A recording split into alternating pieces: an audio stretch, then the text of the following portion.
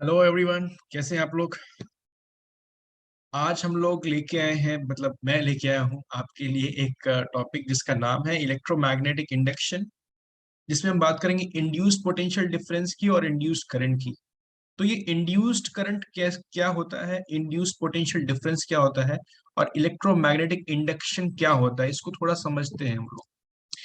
तो आपने सुना होगा कि जब कभी हम बैटरी कनेक्ट करके किसी सर्किट में जब हम उसमें करंट फ्लो करते हैं, तो जैसे हम करंट फ्लो करते हैं वैसे ही उस करंट की वजह से उसमें एक मैग्नेटिक इफेक्ट आ जाता है। जैसे कि अगर मैं आपको कहूं कि मेरे पास एक बैटरी है, ऐसे मैंने इसमें कनेक्ट किया है और ये सर्किट ऐसा बेसिक सर्किट बना है।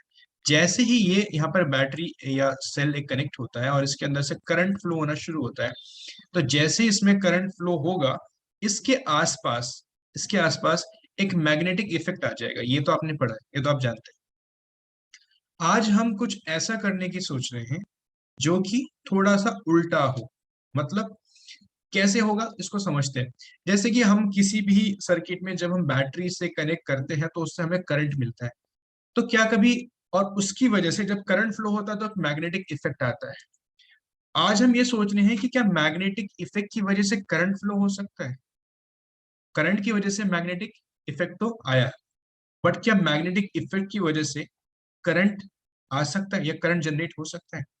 तो इसी को फैराडे ने सोचा। हमारे सोचने से पहले फैराडे ने सोचा।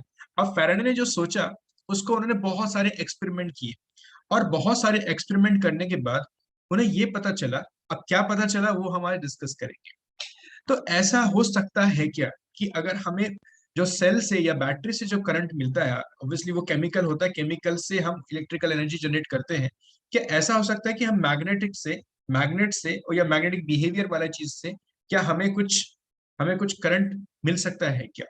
तो उसी को करने के लिए फैराडे ने एक एक्सपेरिमेंट किया। एक्सपेरिमेंट कुछ ऐसा था, ये देखिए, ये था फैराडे का एक्सपेरिमेंट। अब इसमें क्या हो रहा है इसको थोड़ा समझते हैं पहले, है ना। इसको समझने के लिए हमने यहाँ पर एक बेसिकली एक सर्किट, अगर आप देख रहे हो कि यहाँ पर एक बेसिकली एक सर्किट जैसा लगाया गया है। कॉइल है बेसिकली ये, ठीक है, एक कॉइल है जिसके अंदर से करंट पास हो सकता है, कंडक्टर है बेसिकली, जहाँ से करंट फ्लो हो सकता है। और ये एक मैग्नेट है। अब मैग्नेट है, आप सादा बार मैग्नेट आप देख सकते हैं। अब जैसे इस मैग्नेट को इस सर्किट के, फॉर एग्जांपल मैं आपको यहाँ पे थोड़ा सा बना के दिखाता हूँ। जैसे ये बार मैग्नेट है और यहाँ पर एक मैं कॉइल बना दूं कुछ ऐसे, ठीक है। अब इसके दो पोल होंगे, एक साउथ पोल और एक नॉर्थ पोल। अब इसमें आप जानते हैं कि नॉर्थ से साउथ की डायरेक्शन में क्या होता है, एक मैग्नेटिक इफेक्ट निकलता है। मैग्नेटिक, जो जिसको हम कहते हैं इलेक्ट्रोमैग्नेटिक फील्ड। तो ये इलेक्ट्रो जो फील्ड है बेसिकली मैग्नेटिक फील्ड, ये कहाँ से निकलेगी, नॉर्थ से टुवर्ड साउथ ये जाने वाली है। तो ये जो मैग्नेटिक फील्ड निकल रही है बार मैग्नेट से, ये कहाँ जा रही है, नॉर्थ से साउथ की डायरेक्शन में जा रही है। अब हम इसको समझना ये है कि ये जो मैग्नेट है, अभी हमने क्या बोला, थोड़ी देर पहले क्या बोला, करंट जब हम किसी वायर में प्रोड्यूस करते हैं, जब करंट जाता है किसी वायर के थ्रू, करंट पास होता है। जब करंट पास हो रहा है तो मैग्नेटिक फील्ड जनरेट हो रही है। करंट पास होने से मैग्नेटिक फील्ड जनरेट हो रही है। अब हम क्या करेंगे, उस मैग्नेटिक फील्ड से करंट जनरेट हो सकता है कि नहीं, ये बात करें।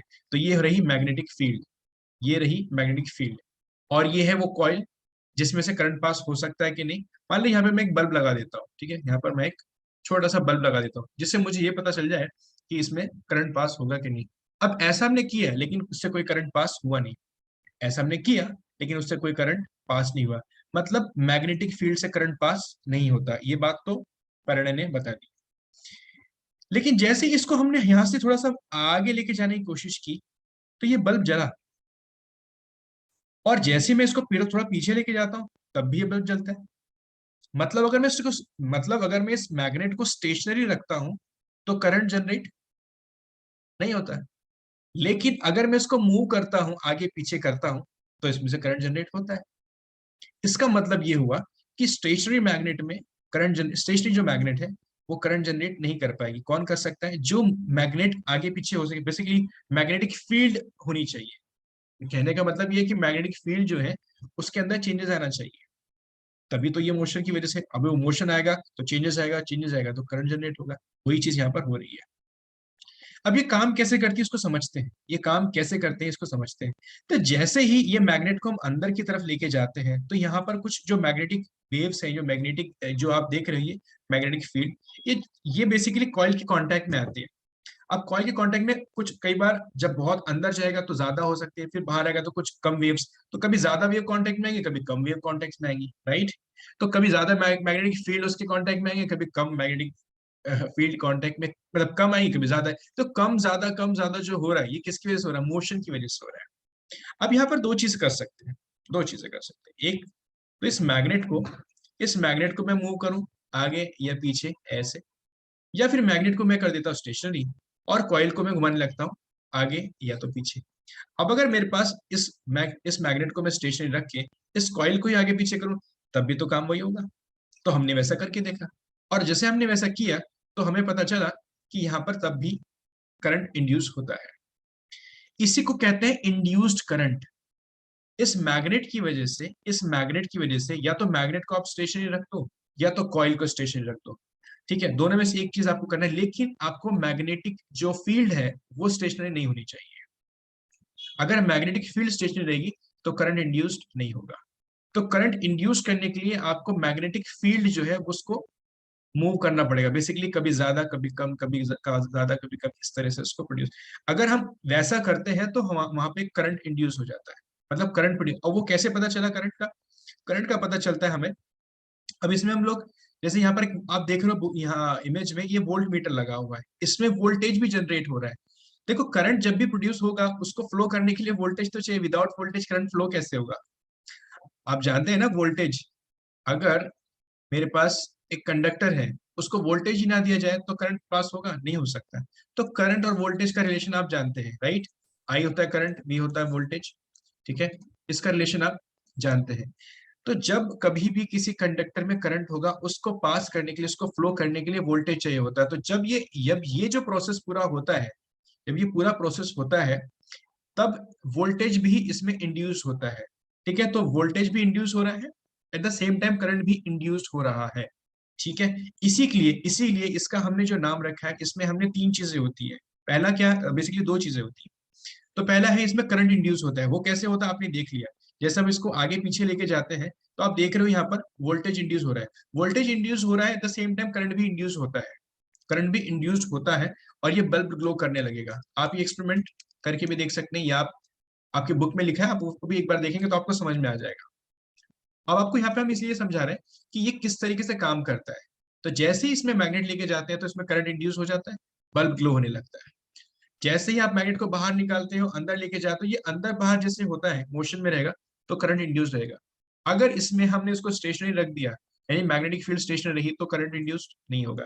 तो यहाँ पर इंड्यूस्ड करंट क्या हुआ? हमारा टॉपिक था ना इंड्यूस्ड करंट। ये वही करंट है जो मैग्नेट को हमने मैग्नेटिक फील्ड को आगे पीछे करने की, देखिए हमारा टॉपिक क्या था, इंड्यूस्ड करंट। ये इंड्यूस्ड करंट कैसे हुआ मैंने आपको बताया, ये है इंड्यूस्ड करंट, जो कि मैग्नेटिक फील्ड को मोशन में करने से या उसको कम ज्यादा करने से, बेसिकली इंक्रीज डिक्रीज करने से हमें मिला। तो इंड्यूस्ड करंट कैसे मिला ये आपको पता चला। At the same time induced current के साथ साथ हमें इंड्यूस्ड वोल्टेज, जिसको हम लोग इंड्यूस पोटेंशियल डिफरेंस भी कह सकते हैं, इसको हम लोग इंड्यूस पोटेंशियल डिफरेंस, ठीक है। तो ये भी हमें मिलता है। तो ये सब किसकी वजह से मिल रहा है? बेसिकली ये हो रहा है, इसको कहते हैं इंड्यूस इलेक्ट्रोमैग्नेटिक फील्ड। ये जो इलेक्ट्रोमैग्नेटिक फील्ड है उसकी वजह से हमें इंड्यूस करंट और इंड्यूस्ड पोटेंशियल डिफरेंस मिलता है। और वो कैसे होगा? जब हम एक मैग्नेट को कॉइल के पास, जब हम एक इस मैग्नेट को, एक बार मैग्नेट को, या फिर एक ऐसी कॉइल के जो बार मैग्नेट जैसा बिहेव करे, मतलब अगर हम एक कॉइल ले लें कुछ ऐसे, तो ये भी एक बार मैग्नेट के जैसा बिहेव करती है। आपने पढ़ा ये चीज, राइट। इससे पहले आपने पढ़ा है। अगर हम इसको कनेक्ट कर दें तो इसके अंदर जो मैग्नेटिक वेव्स बनेगी, इसके अंदर जो मैग्नेटिक फील्ड बनेगी, वो कुछ वैसे ही होगी जैसे कि एक बार मैग्नेट में होता है। तो आप दोनों में से कोई भी एक चीज ले सकते हैं, लेकिन हमारा मेन पर्पस ये है कि मैग्नेटिक फील्ड जो है वो इंक्रीज या डिक्रीज हो, या फिर अगर आप मैग्नेटिक फील्ड को अगर कहीं पर स्टेशनरी रखते हैं तो कॉइल को फिर आपको आगे पीछे करना पड़ेगा। या तो मैग्नेटिक फील्ड को स्टेशनरी रखिए या तो कॉइल को स्टेशनरी रखिए, लेकिन किसी एक को स्टेशनरी रखना है और एक को मूव करते रहना है, तभी ये प्रोसेस हो सकता है। इसको हम कहते हैं इंड्यूस इलेक्ट्रोमैग्नेटिक फील्ड, और उसकी वजह से जनरेट होता है इंड्यूस करंट और इंड्यूस्ड पोटेंशियल डिफरेंस, ठीक है। तो आई होप ये कॉन्सेप्ट आपको समझ में आया होगा, जिसमें जो डिटेलिंग है थोड़ी सी आपको समझ में आई होगी। अगर कोई डाउट है तो आप कमेंट में पूछ सकते हैं, ठीक है, मैं आपको वो भी क्लियर करने की कोशिश करूंगा। फिर मिलते हैं हम लोग नेक्स्ट वीडियो में।